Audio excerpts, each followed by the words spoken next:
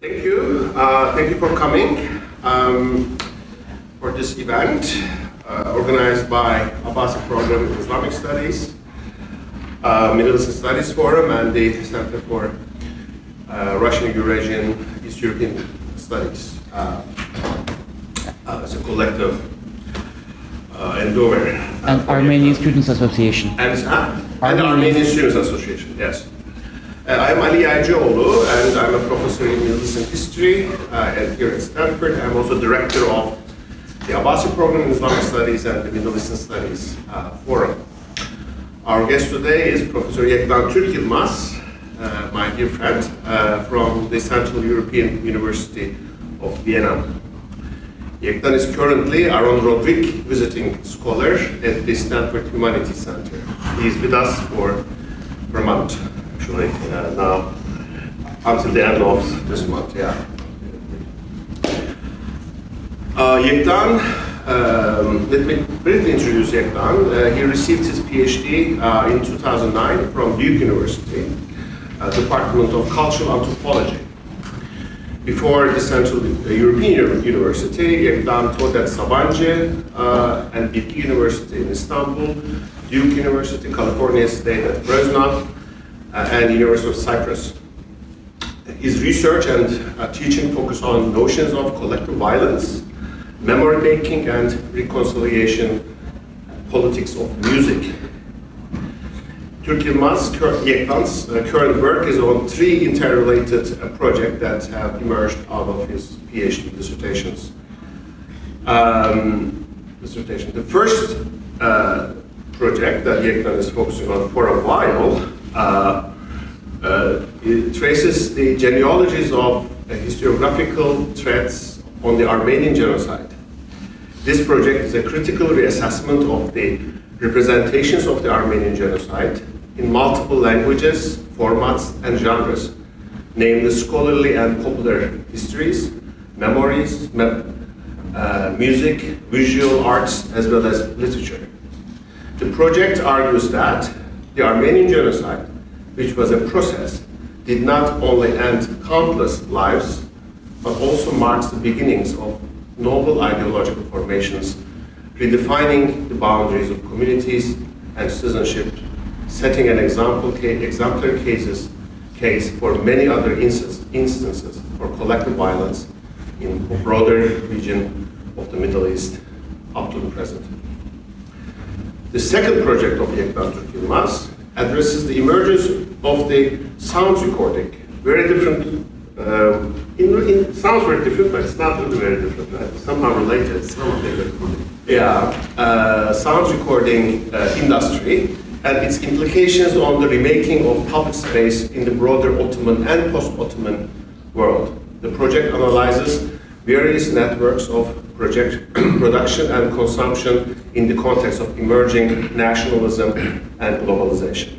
Finally, Yektan's third and most recent research topic addresses the ongoing political upheavals in Turkey, contemporary Turkey, putting the country's turbulent history in relation with the recent radical transformations in capitalism and governmentality at the global scale. This project tackles the making of popular authoritarianism, institutional disintegration, and their implications in the realm of popular culture. In fact, we will have another event next Thursday that will talk about authoritarian politics and the possibilities for the democratic revival in Turkey next Thursday. Today's talk is on this forthcoming book on the Armenian Genocide. The title of the talk is Reassessing the Route to the Armenian Genocide, 1913-15. Turkyilmaz's forthcoming book, based on his 2009 dissertation, will be a radical intervention to the study of the Armenian Genocide and beyond. The book shows that the catastrophe of the Armenian Genocide occurred immediately after a period when the Ottoman Armenian communities and their political elites were most optimistic about the prospects of the Armenian people in the Ottoman Empire. challenging the teleological and essentialist arguments on the genocide, Yektan uncovers the complex process during which positions of the actors and the conditions radically shifted in a very short period. In many ways, Yektan argues that the radicality, abruptness, unexpectedness fostered the violence which transformed into the genocide. When Yektan's 2009 dissertation was submitted, it had triggered a wide discussion in the field. The book will be a milestone in the studies of the Armenian genocide and collective violence in general. The book will be corrective in many ways, but also generative for us, how to write a history of abrupt and unexpected changes, triggered violence or revolutions in history, particularly in the Ottoman geography. One last thing about Yektan's scholarship. Yektan is an anthropologist, which makes lots of historians very jealous. I don't know, I think he's an anthropologist historian or historian anthropologist, I don't know what term, but his training in anthropology really shows the rigor manifesting in his studies, the rigor of methodology and his command of the sources. And last of all, Yektan is an archivist in many ways. I mean, he's an archivist himself, but this dissertation and this book is based on dizzying archival research. And which, again, like as a historian, makes me really jealous on this amazing endeavor. And please join me welcoming Yektan Turkyilmaz. Let me actually begin with a vignette. August 16, 1914, only a few days after the outbreak of World War I, two prominent members of the Armenian Revolutionary Federation, or Dashnak Sutyun, Armen Garo and Varkasera Gülyan, visited Kirkor Zorab, a renowned Armenian intellectual and politician, at his rented house on Büyükada, the little island in the Sea of Marmara of Istanbul. These three notable Armenian political figures had also been members of the Ottoman Parliament after the Young Turk Revolution of 1908. That evening, they decided to write down their predictions for the war as kind of a strange parlor game. At the war's end, they agreed the losers would pay for a dinner party for the winner and 12 of his friends at Istanbul's famous Tokatlian Hotel. Here were the questions of the parlor game. In retrospect, I don't know if you can read the questions. In retrospect, these questions may seem horribly naive. Paradoxically, these men had political interactions and personal friendships with the Young Turk leaders, who only months later would order and oversee their killings. As you can see, the parlor game questions clearly reflected how hazy and invisible were the horizons for the Ottoman Armenian political leadership. The direction of broader international geopolitical prospects, their potential repercussions for domestic politics, and finally, the impact on the Ottoman Armenians were unknowns. Now let's look at their responses. I marked similar responses in same color. Ironically, answers given by the three Armenian political leaders differed on all questions except one. On question 8, that's the last question. Sorry. That's the last question. All of them guessed that Armenians in the Ottoman Empire would politically benefit from the war. The questions that incited the deepest anxiety and fear were the ones concerning the fate of Ottoman Empire and Ottoman Armenians. More specifically, how would the war affect the empire and whether a new wave of Armenian massacres followed? Zorab and Armen Garo thought that the Ottoman Empire would come out of the war as a territorial and political loser. Vargas predicted the opposite.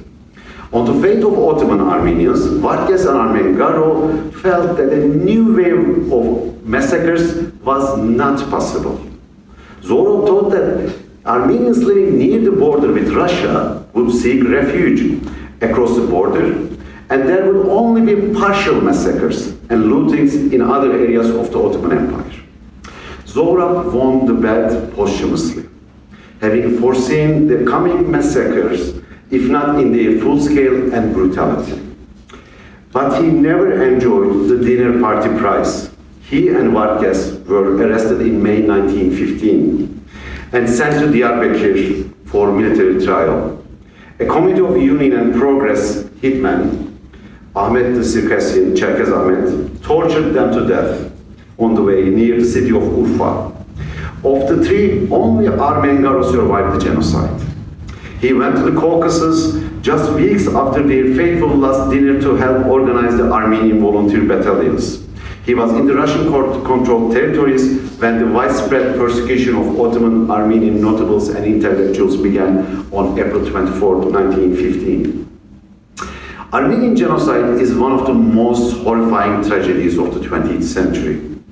Within a year, over 1 million Ottoman Armenians, amounting to more than 20% of the entire Armenian population in the world, was decimated by the CUP government in the Ottoman Empire.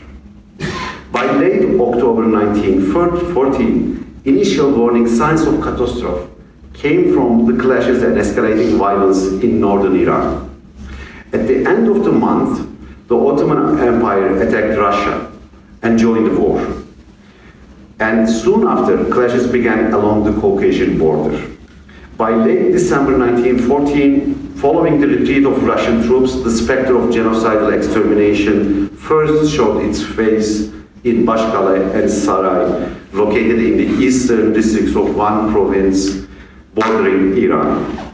As Armenian historian Leo observed, that those massacres were unlike the usual Russo-Turkish wartime looting and killing of Armenians, as all Armenians were being put to sword.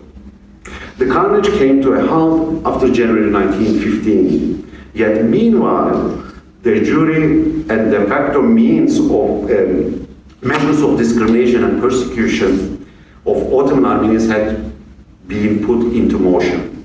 These included disarming of Armenian soldiers, the removal of Armenians from government posts, travel restrictions, and the selective arrest and execution of suspected political activists. In spring of 1915, a second Russian incursion into northern Iran and the Ottoman Eastern provinces paved the way for the final catastrophic outcome. 4 days after the Armenian uprising in Van broke out on April 24, 1915, the government rounded up some 250 Armenian notables, intellectuals, clergymen, and political leaders in Istanbul. They were moved and incarcerated in central Anatolia. Only a handful survived. Finally, on May 29, 1915, the government passed the infamous temporary law of deportation, Tehcir Kanunu. The law made no explicit mention of Armenians, yet the target was evident. The final destination for the deportees was Deir ez-Zor, in what is today eastern Syria by the Euphrates. Only Armenians from Istanbul, Izmir, and partly actually, the areas under Russian occupation, and a few other regions escaped the forced removals. Deportations were often accompanied by looting, the killing of able-bodied adult men, and abduction of children and young women. The massacres also included the systematic extermination of almost all Armenian conscripts in the Ottoman army, who had already been disarmed. Many refugees perished on the way due to harsh weather, continuous attacks, and starvation. Those who reached Deir ez-Zor had to deal with famine and contagious diseases, which took a further toll on the already traumatized survivors. Contrary to the denials rhetoric, which frames the genocidal policies as a measure against Armenian wartime insurgency, the annihilation of Armenians was carried out almost without any organized resistance, except few locations, such as one, Shevin Karahisar and Urfa, and evidence that Ottoman Armenians were caught by total surprise and had no preparations against such an exterminationist campaign. By the end of 1916, thousands of years of Armenian presence in the Ottoman eastern provinces, areas which many geographers and historians call historic Armenia or the Armenian plateau, was virtually extinguished. Further, even a quick extermination of the history of the Armenian question in the Ottoman Empire before 1915 documents a long and grave record of violence. Widespread assaults and appropriation of Armenian properties by the Kurds since the 1860s. The Hamidian pogroms spread all over the Ottoman territories between 1894-96, which I believe amounted to another genocide actually. And most recently, massacres in Adana in 1909. If one adds to this already gloomy picture an erratic ruling elite, which became increasingly radicalized and suspicious about the loyalty of its Christian subjects after the humiliating losses and defeats in the Balkan Wars of 1912-13, the path to the genocide seemed not to demand any further explanation. Given such a telling story, how can we make sense of the parlor game? Shall we assume that these most prominent Armenian politicians of the time, with the personal connections to the Young Turk leaders, were simply naive? Or was the government's premeditation so secretive that they could not see what was about to happen? Or did World War I simply spark pre-existing and accumulating disruptive energies? There is one tacit assumption that all these questions that are in fact reflective of existing threads of Armenian genocide historiography, share. Namely, there was already an escalating conflict regarding the Armenian question when the war began. This assumption fits within a larger tendency in genocide studies, what I call the escalation bias. That is a tendency to focus on the factors that led to genocide over those that militated against it. In other words, what pertains to peace or the possibility of de-escalation, in other words, is often downplayed, ignored, or left unnoticed in historical discourses produced around genocide. Today, I would like to speak about the eve of the genocide, that is the period between the Balkan Wars and World War I. That is June 1913 to August 1914, and argue that despite the widespread scholarly consensus, it was not characterized by a linear polarization or inevitable escalation. Many genocide scholars have demonstrated genocides are usually unpredictable events. Yet, I deduce that the Armenian genocide is one of those few cases which was not only unpredictable, but was completely unexpected for the victims, who were caught entirely unprepared to exterminationist policies.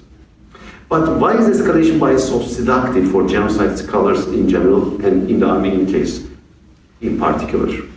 One cause of this bias is surely that to study genocide is to study hatred, dehumanization, violence, and destruction in its most severe, exceptional, and unthinkable form, and thus seems to demand the reassurance of explanation. Genocide scholars commit themselves to the grueling task of deciphering genocide, that is, seeking to crack the code of the horrifyingly unimaginable through a comparative investigation of various cases. Then too, genocide studies has been concerned with the question of prediction. Sociologist Thomas Cushman points out that the field of genocide studies implicitly or explicitly holds the conviction that by cracking the codes of genocide, we can predict and help design mechanisms to prevent it. I concur with Cushman that this assumption overlooks the most salient qualities of genocide, namely, I quote, its contingency, unpredictability, and its status as a product of human agency, unquote.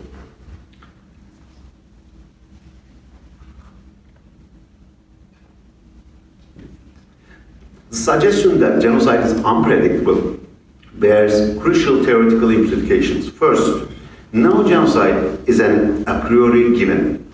Structural factors are necessary but never sufficient conditions.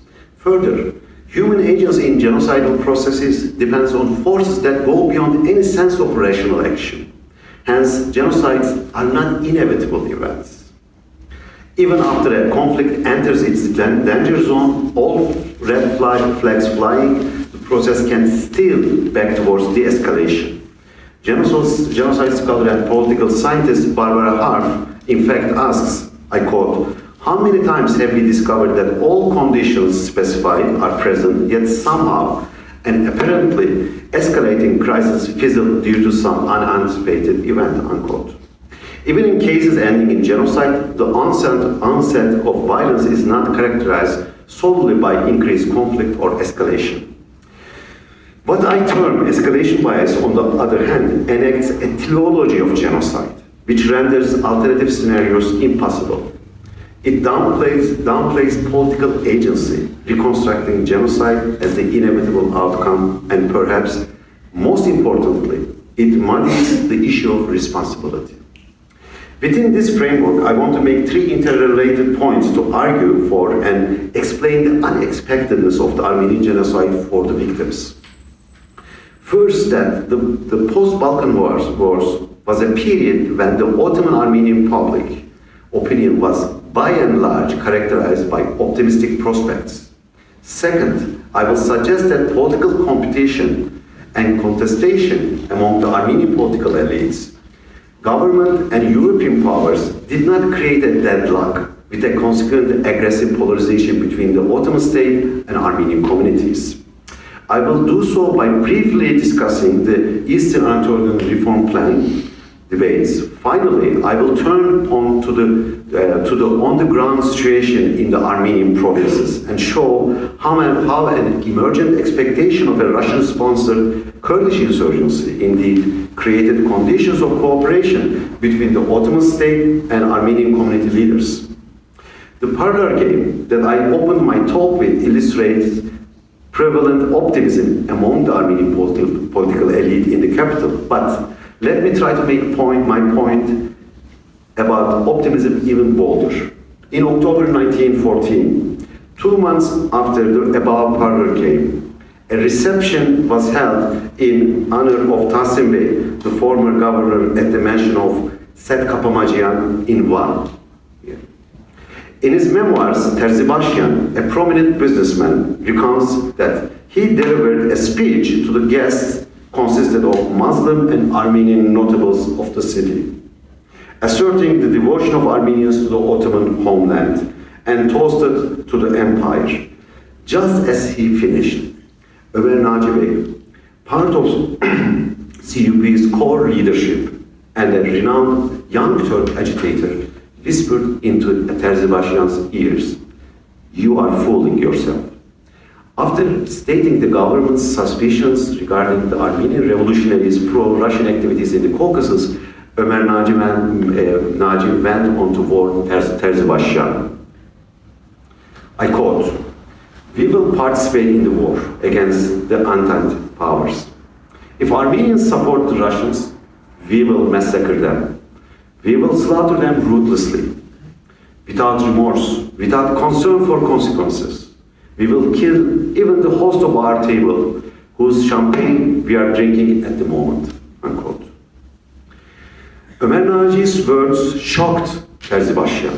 The next morning, he hurried to Arshak Vramyan, the Dashnak deputy to the Ottoman parliament from Van, to inform him about the incident.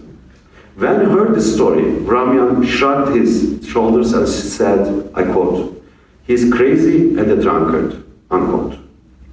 Vramyan had been one of the key figures in the Dashnak CUP negotiations regarding the war policies in and after August 1914, and yet he too had no foreshadowing of what was to come. Like Vargas and Zora, Vramian would also become an early, actually the first high-profile victim of the genocide, only 6 months after this exchange. I have been researching the early 20th century violence in Eastern Anatolia for almost 2 decades, working in the Armenian, Ottoman, American missionary and British archives, as well as examining printed primary materials such as memoirs, periodicals. When I first started my research, I was personally shocked and intellectually puzzled to find these repeated examples of optimism expressed by Armenian elites and public figures even after World War I broke out. Let me be clear here, these are not rare or outlying examples that I handpicked to make my point. On the contrary, these expressions reflected the general outlook. As Simon Grazian, an official Dashnak historian, also retrospectively summarized, even with the outbreak of World War I, one most believed, I quote, "In front of Armenian people was rising a new, unlimited and fascinating horizon," unquote. A very common presumed tipping point towards escalation in the current historiography is the Balkan Wars. The Ottoman army fought in the Balkan Wars against a coalition of ex-subject Bulgarian, Serbian, Greek, and Montenegrin armies. The result was humiliating for the empire. First, over 85% of the empire's European territories were lost. Second, the political turmoil led to an influx of desperate, tormented, and enraged Balkan Muslims, radically changing the demographic configuration of the empire in the remaining territories.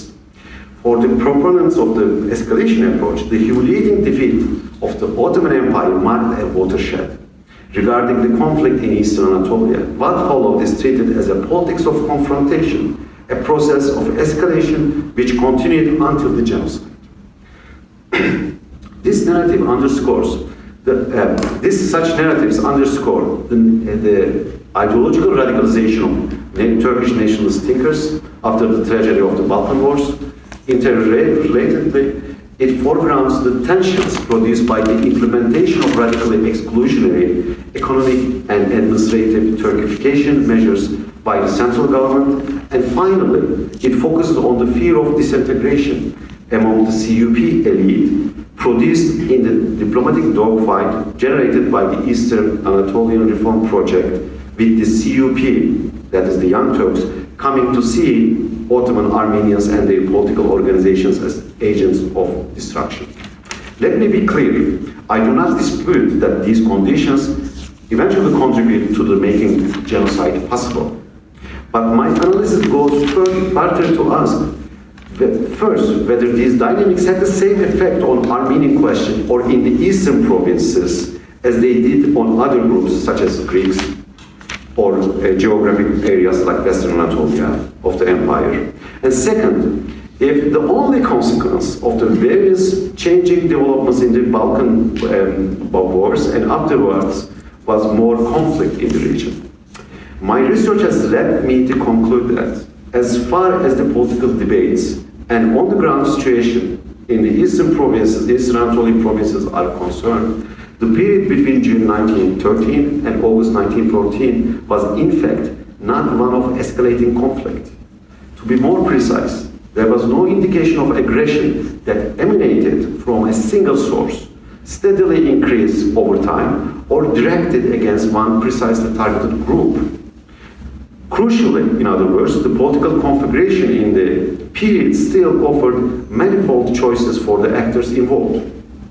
It was a moment not of foreordained tragedy, but rather uncertainties, contingencies that involved both centrifugal and as well as centripetal forces at both inter and intra-communal scales.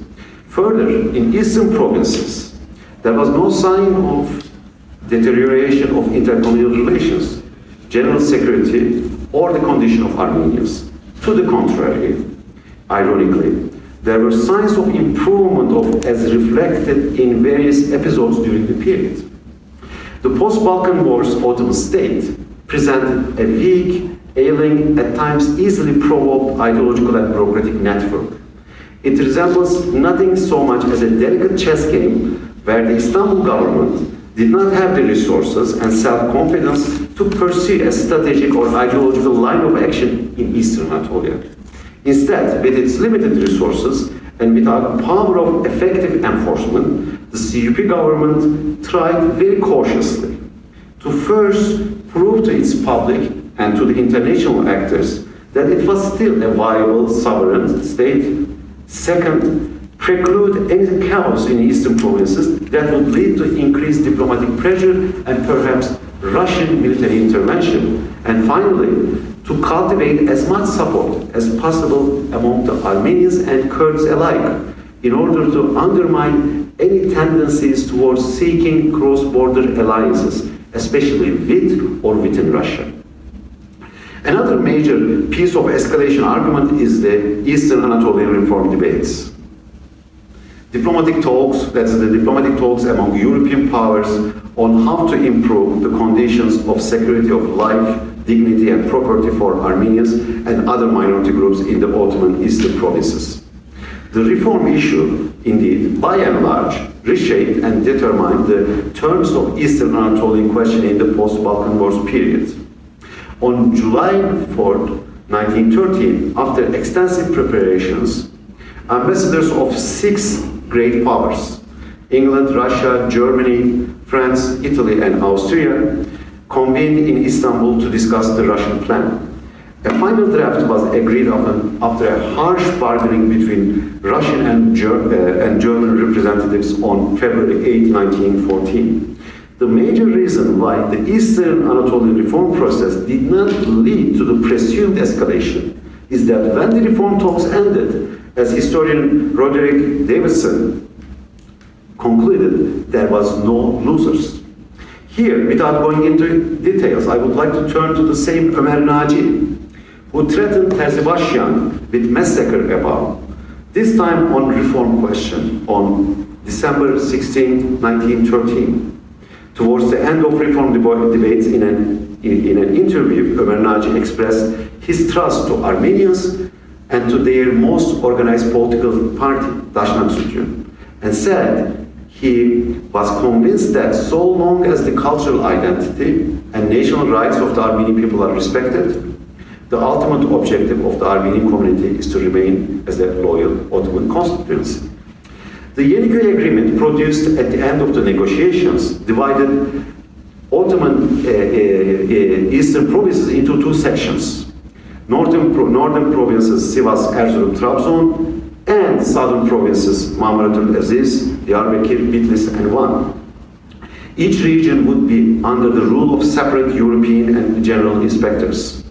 The creation of 2 separate zones, rather than uniting the 6 eastern provinces under one territorial unit and calling it Armenian province, was a major challenge to the Russian plan. Hence, the Yenikö Agreement, despite the earlier fears of the CUP government, made it much harder to imagine that reforms would be a clear step towards the establishment of an Armenian political entity under Russian protection. Second, the agreement did not make any specific references to Armenian question, but rather mentioned religious, national, and linguistic groups without naming them. And perhaps most importantly, Western control over the implementation of reforms, which was a major point of objection for the Ottoman representatives, was diluted down to inspection and supervision. Therefore, reforms did not signal an absolute victory or defeat for any party leaving one side bitter or angered. The table was still open for bargaining, contestation, as well as compromise. This situation is perhaps best illustrated in February 27, 1914 dispatch of Armenian Patriarch Slaven to all prelates of the eastern provinces. I quote, "The Armenian reforms do not satisfy our entire national demands, but we can also say this is a first step. In spite of concurring that extreme enthusiasm is detrimental, it's necessary to fully comprehend and appreciate the real value of acquired in order to utilize and realize it accordingly." Unquote.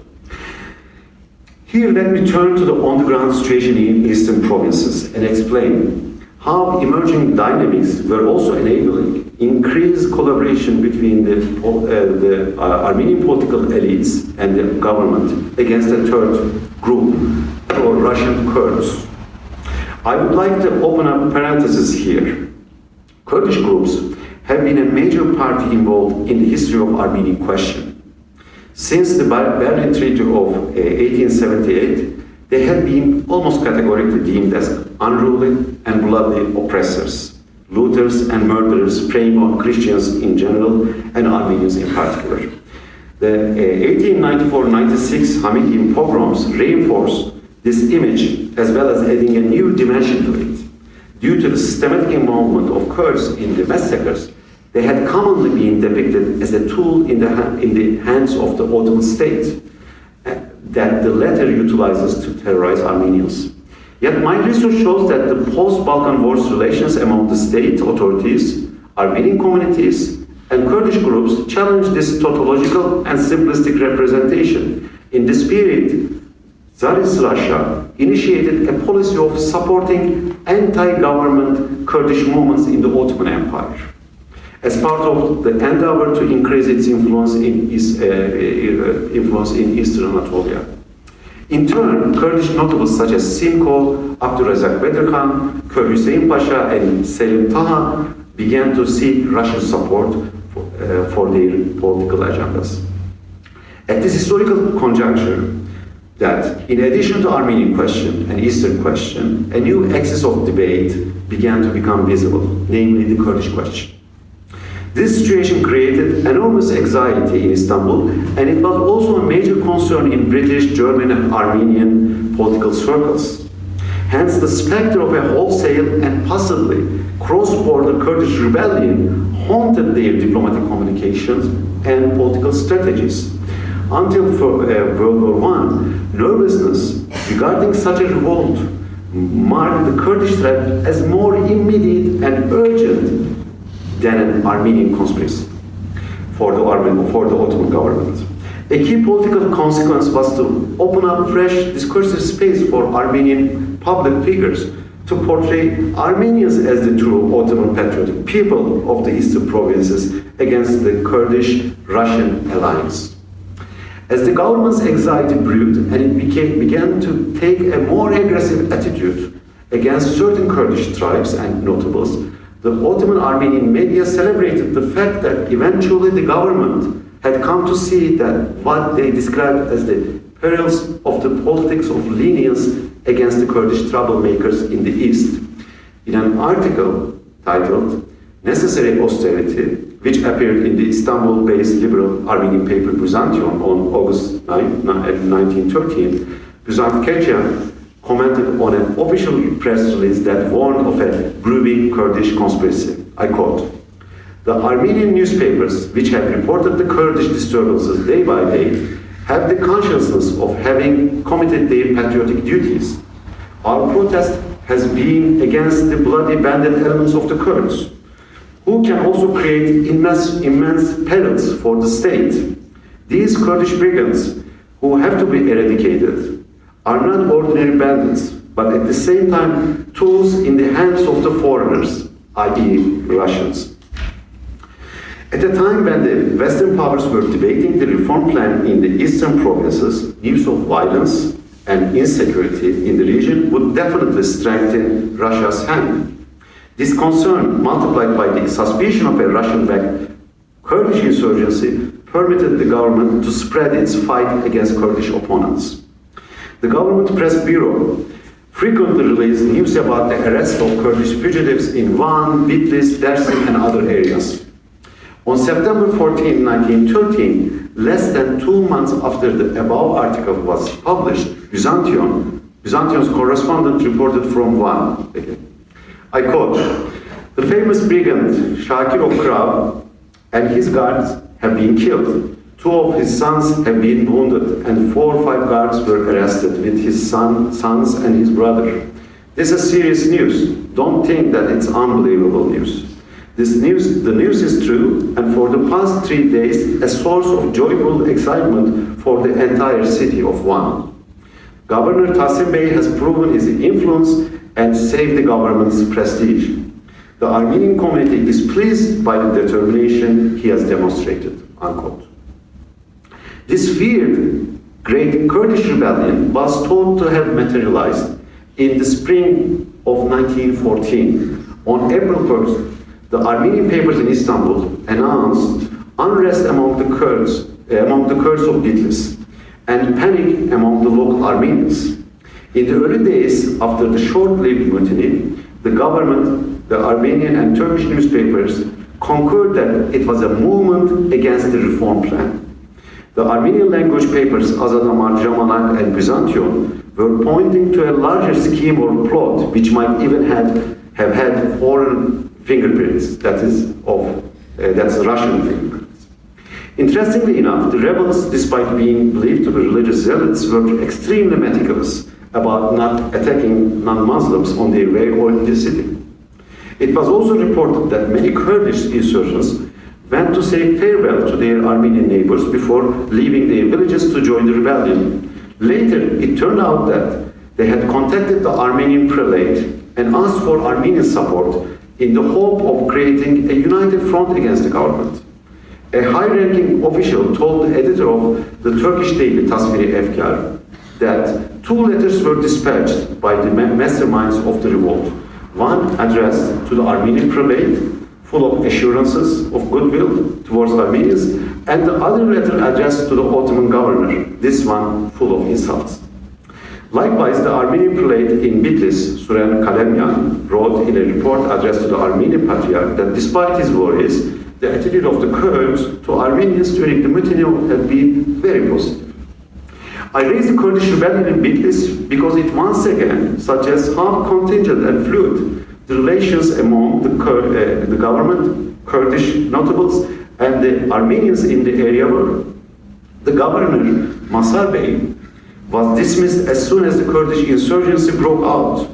Once the newly appointed governor, Abdülhalik Renda, arrived, he did not hesitate to distribute 150 rifles and 10 bins of bullets to the Armenians so that they could defend themselves in the city against the rebels. Let me say this once again, an Ottoman administrator was given guns to Armenians only months before their systematic persecution began. By the way, this Abdülhalik Renda, who's also a very important figure in the early Republican period, would be one of the most notorious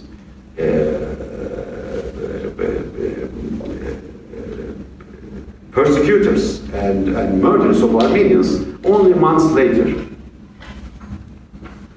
The rebellion united public voices from diverse strata of Ottoman society around the display of support for the reform plan, which until recently had been subject to heated debate and disagreement. For instance, even the pro-CUP daily, Tasviri Efkar, pointed out the rebellion as a proof of the necessity for the reforms. Liberal Turkish daily Peyam extolled the Armenian loyalty and support to the government at such a time of crisis. I quote, "If there is any light in the midst of the darkness surrounding the same areas again, it is that this time we find our Armenian compatriots, together with the enlightened minds, stand on the side of the government. Now every Ottoman citizen who feels affection for their homeland should wish that the reform plan be implemented instantaneously," unquote. Likewise, the French language pro-government Turkish paper, Young Turk, after praising Armenians' loyalty to the government during the insurrection, took the Armenians to have expressed their confidence about those who are at the head of the country's governance, since under the current circumstances, only the current government can overcome the work of renaissance of the country. The pro-Dashnak paper, Ashkadan in Van, responded to the Young Turk article in an editorial, Armenian Lawfulness. I quote, "The example of Bitlis is not the first and will not be the last, because Armenians, as it has been the case in the past, in the future too will be in the first ranks among the nations constituting the empire in performing its patriotic responsibilities if the chance is given, unquote. These examples further evidence that regarding intercommunal relations and security situation in the eastern provinces, there was no sign of steady deterioration. On the contrary, there were actually plenty of signs of improving relations between Armenian politicians and activists and their counterparts in the CUP government. This situation was repeatedly underlined by many first-hand witnesses in the region. In the introduction to his 1913-1914 annual report, the American missionary, Mr. Yarrow, in Van, commented on the political situation and prospects. I quote, "It is with deep gratitude that we are able to announce that much of the anxiety and apprehension mentioned in our last annual report has passed. Politically, the year has been filled with great possibilities, and the fact that present outlook seems brighter than any near since the granting of the Constitution ought to encourage all those who are praying for the pacification and advancement of this troubled region," unquote. Likewise, Dr. Usher, in his 1914 report of One Medical Mission, described the past year as a year full of blessing, perhaps the best year in our history. On October 22, 1913, in the immediate aftermath of the killing of several infamous Kurdish brigands, the Armenian daily Byzantions, his correspondent, observed that, I quote, "In the countryside, a very peaceful situation reigns. This situation has filled the inhabitants of the countryside with content, because such tranquility has not been witnessed in the past quarter century," unquote. What I have tried to establish so far was that the detrimental outcomes of the Balkan Wars did not lead the actors involved in the conflict in and over Eastern Anatolia to a deadlock. Despite the prevalence of anxiety and ongoing competition and conflict, emerging intercommunal crises could and in most cases were overcome through compromise of the political elites. Community and political leaders compromised because they did not expect or predict an imminent catastrophic total collapse. Hence, coexistence continued to be the most viable option for the future, even as late as August 1914. And prominent figures such as Zohrab, Varkas, Vramian, and many others had solid reasons to be optimistic. I demonstrate that a precarious peace replaced the more aggressive social and political situation of the years 1911-12. Therefore, I conclude that the time period between the end of the Balkan Wars and World War I was not a prelude to the Armenian Genocide or to the overall catastrophe in the region. Myriad scenarios were possible. The catastrophic outcome was only one, perhaps the least foreseeable.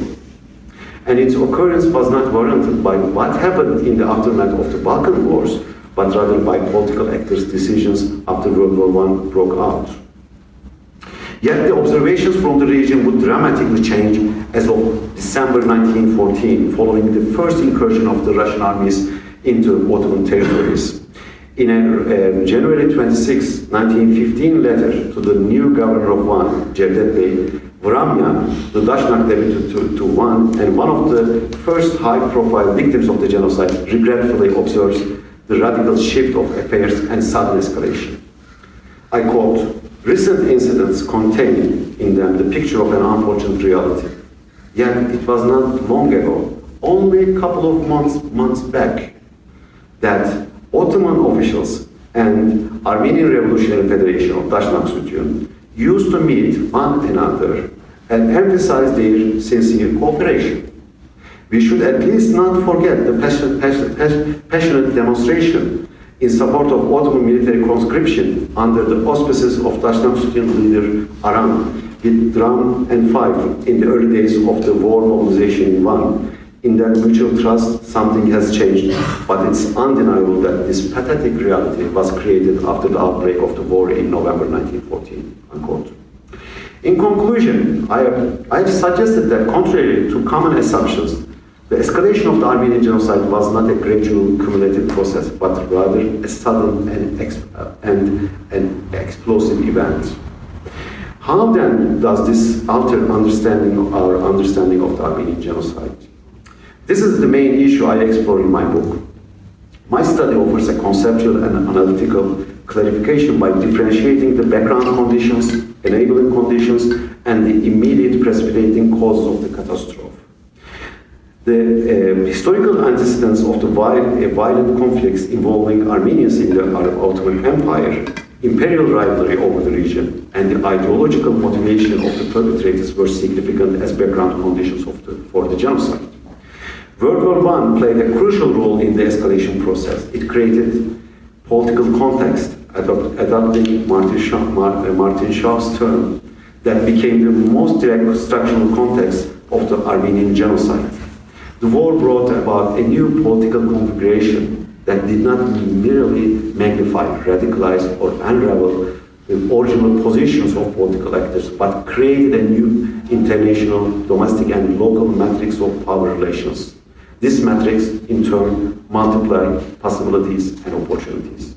As a result, the CUP government shifted from a cautious, compromise-oriented position aimed at maintaining the empire to a more aggressive, expansionist attempt to re-establish its power.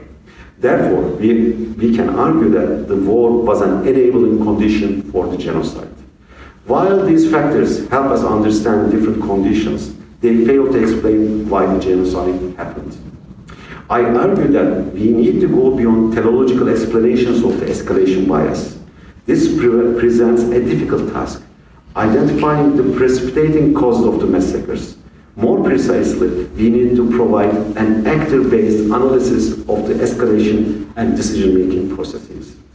In other words, we need to answer why and how political actors following the outbreak of World War I made certain decisions that were unprecedented, unforeseeable, and catastrophic, and how they were able to implement these decisions. This shift in focus also requires methodological, geographical, and chronological changes in studying the Armenian genocide, which I aim to address in my upcoming book. Thank you very much for your patience.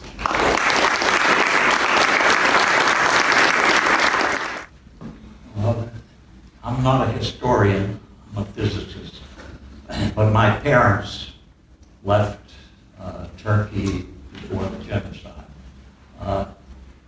It isn't that there was no indication.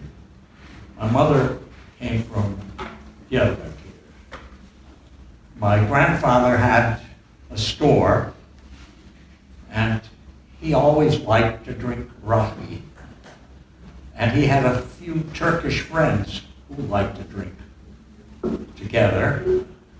And so in secret they would go in the back room and drink. And in 1912, they told my grandfather, it's not good for Armenians to be here. Get out now. Today is better than tomorrow. Sell what you can sell, give away what you can't sell, but leave. And so they left and ended up in the United States. On my father's side, the Ogian family was halfway in Istanbul and the other half in Ankara, which was Angulu space. My father came from Ankara, but in Ankara, in Istanbul, there was a writer, Yervat Ogian, and Yes. there was his uncle, Grigor Ogian, my second cousin of my grandfather. My grandfather had a factory that made textiles. They made kese for that all over. In 1908, the government of Istanbul came and said to my grandfather, you have a very nice house. We need a consulate in Ankara. And they offered him less than the furniture was worth for the house plus the furniture. My grandmother played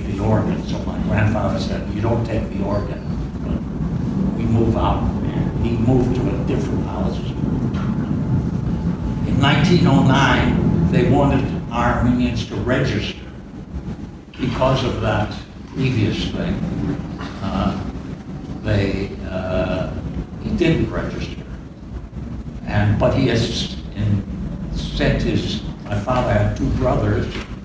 He sent them to the United States, and my father was the youngest, and he finished schooling in 1914, and came to the U.S. to go to medical school. But my grandfather, grandmother, and two aunts stayed there, and when the genocide was starting, he bribed the police chief to forget where he lived. They hid in the cellar and a Greek would bring food and things in to the family until a month before the end of the war. The Greek came and said, "It's okay, you can come out." He came out, he was arrested. My grandmother got a letter from the Sultan wanting cloth for himself that my grandfather used to make for the Sultan. And bringing that got him out of jail. And they said, okay, you have to open the factory again and teach Turks how to make cloth. And in the meantime, my two aunts and my grandmother went to Istanbul, and they stayed in a place they didn't know what it was. It turned out to be the Italian embassy, and they were supposed to teach Turkish girls how to do knitting or crocheting.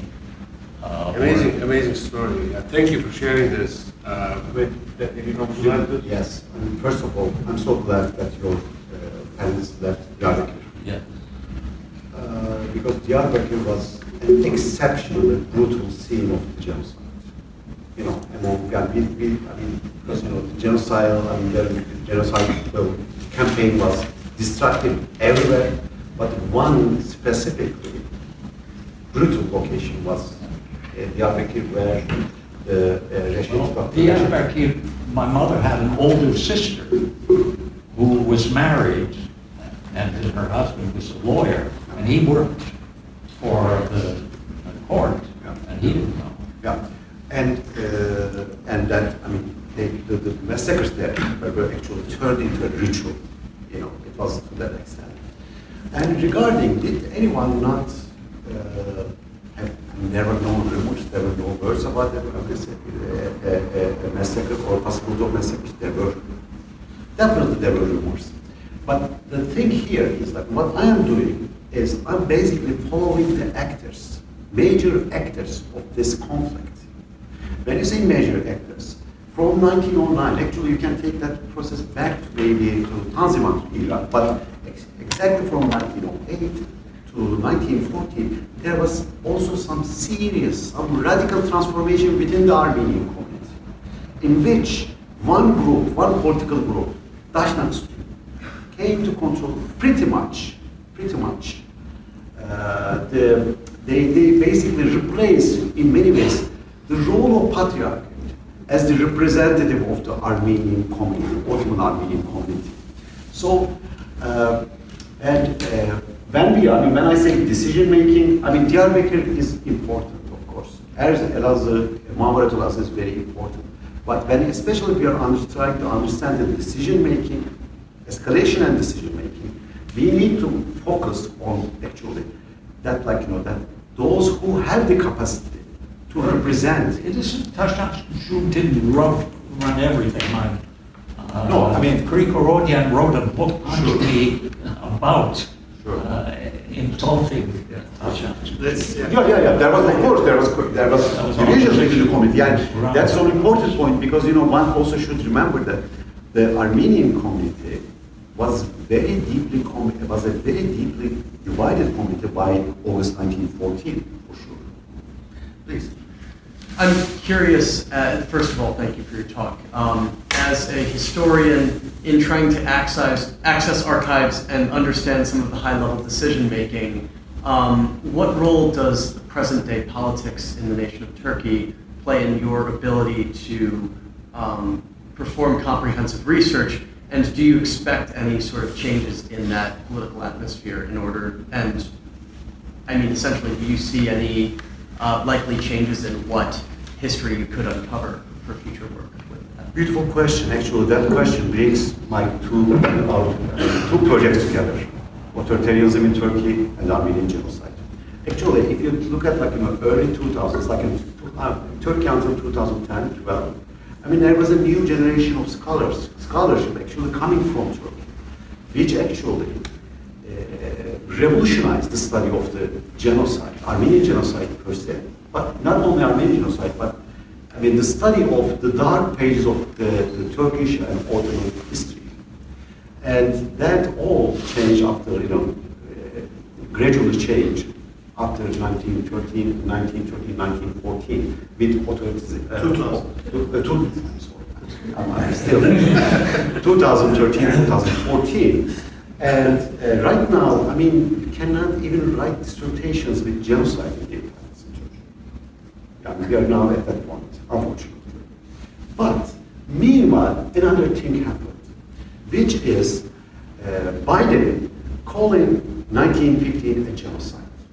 I think that's a very important turning point in the study of the Armenian genocide.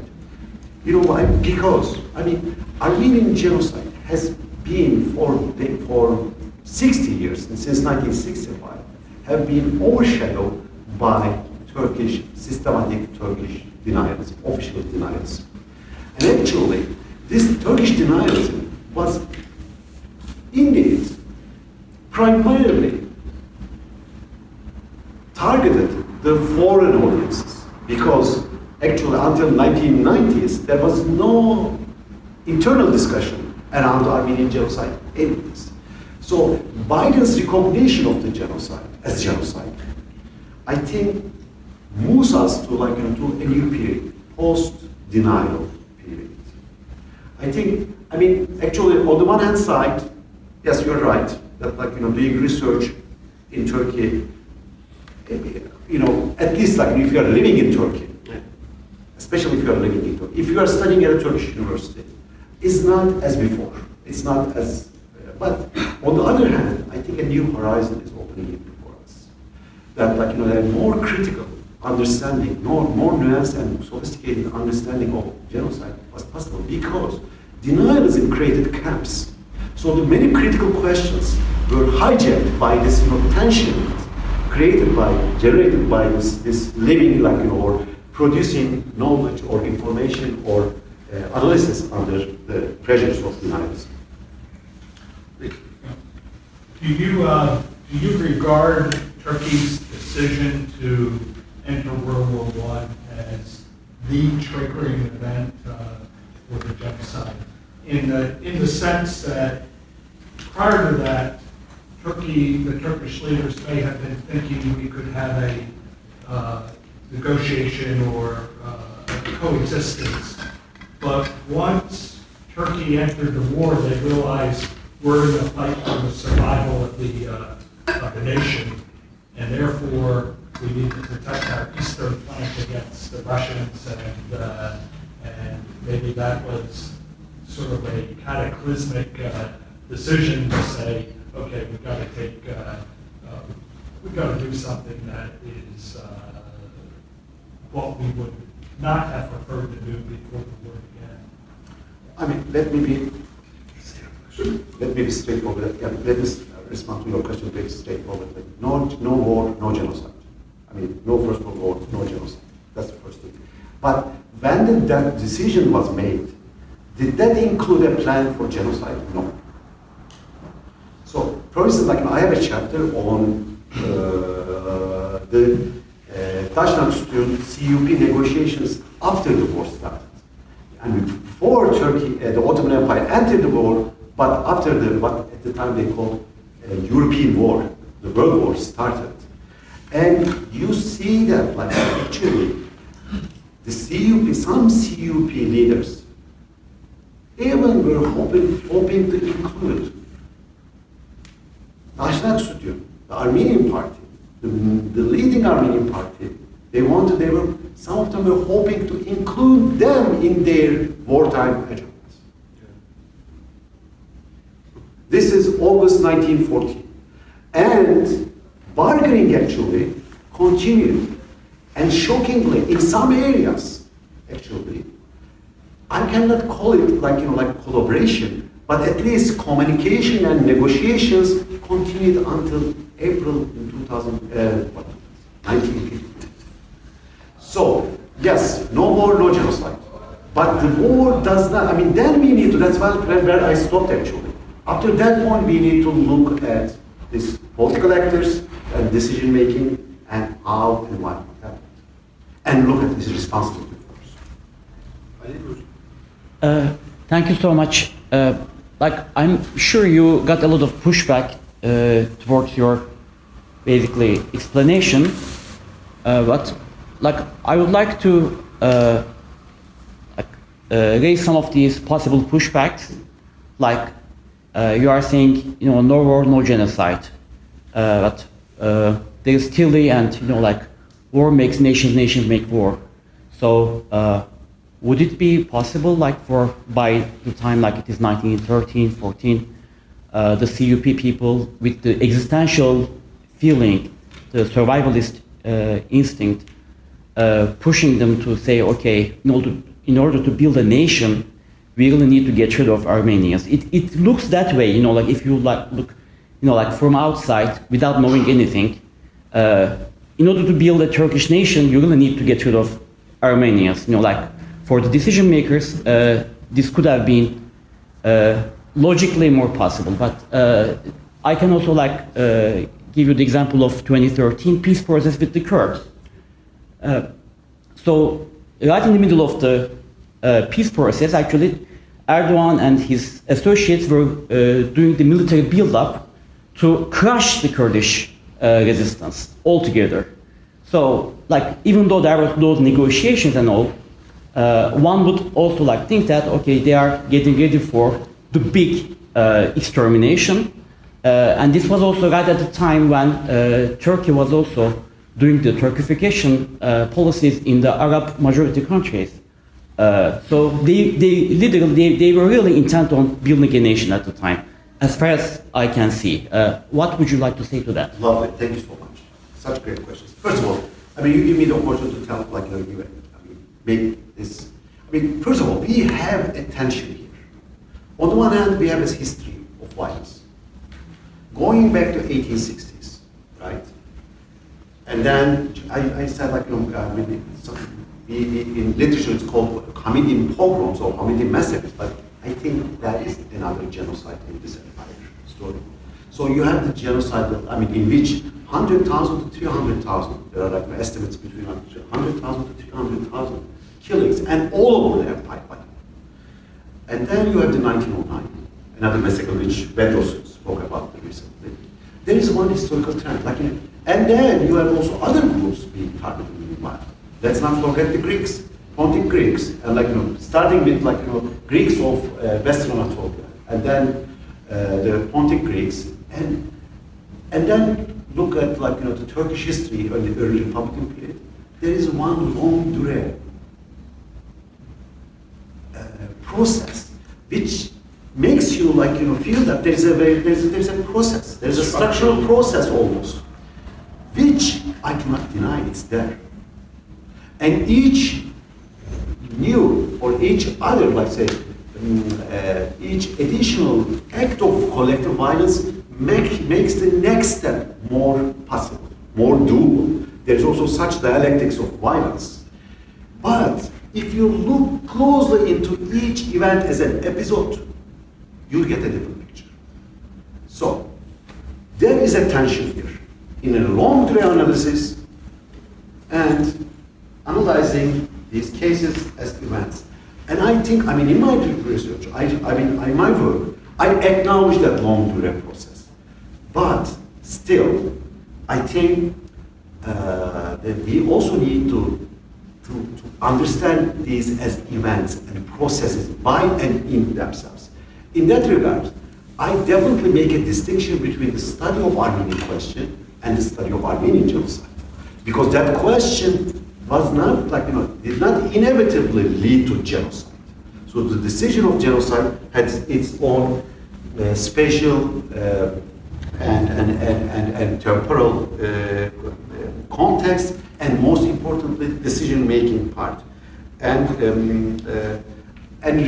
also the Arab world Turkification, that's also an important point in the sense that Young Turks, if you have an escalation view, you take you look at what the CUP was doing in Western Anatolia against the Greeks. And you know that a genocide happens in 1950, we all know by now.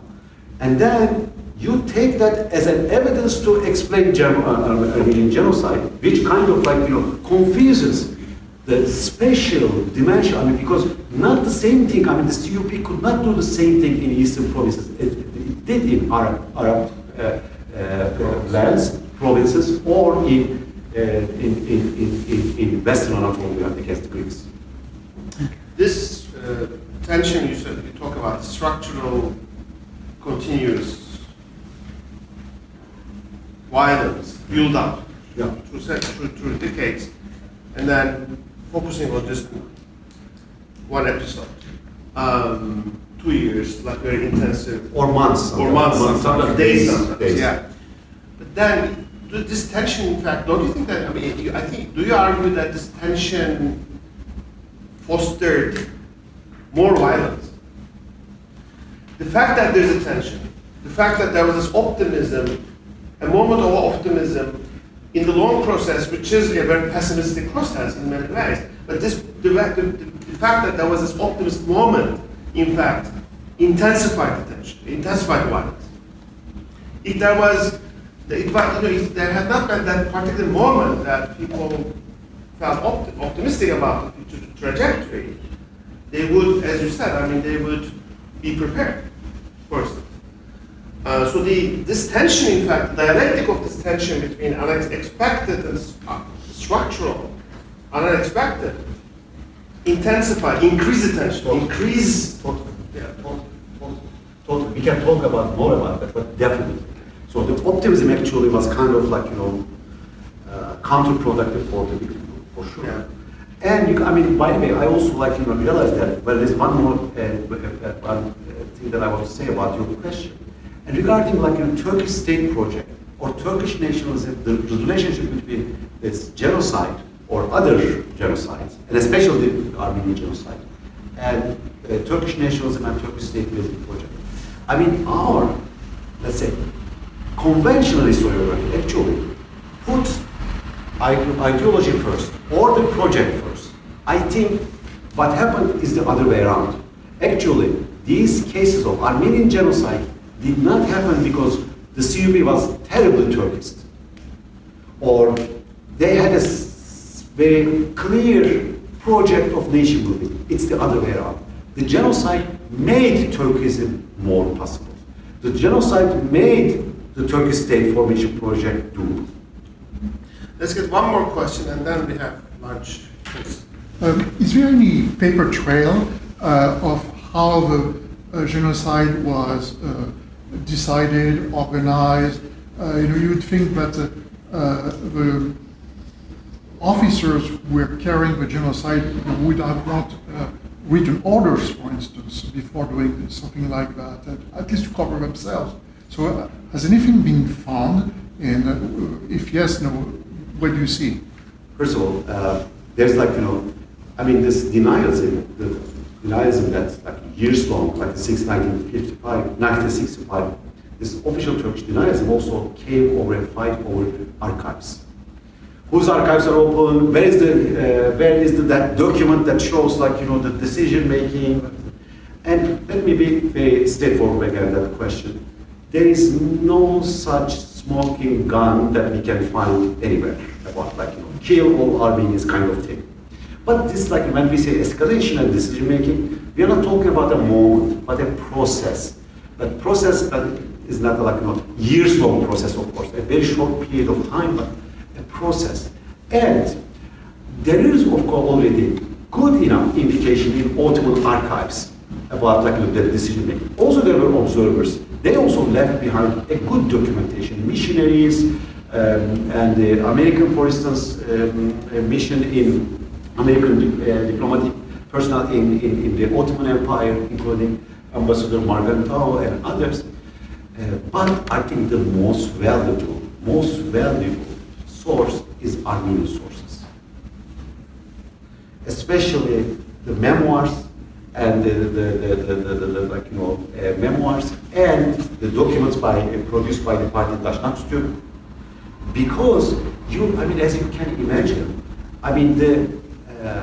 archives are created; they just do not accumulate. After this catastrophe or this genocide, of course, Armenians were not only killed on the ground, but they were not only thrown out of the country, their homeland, but they were also written off the history.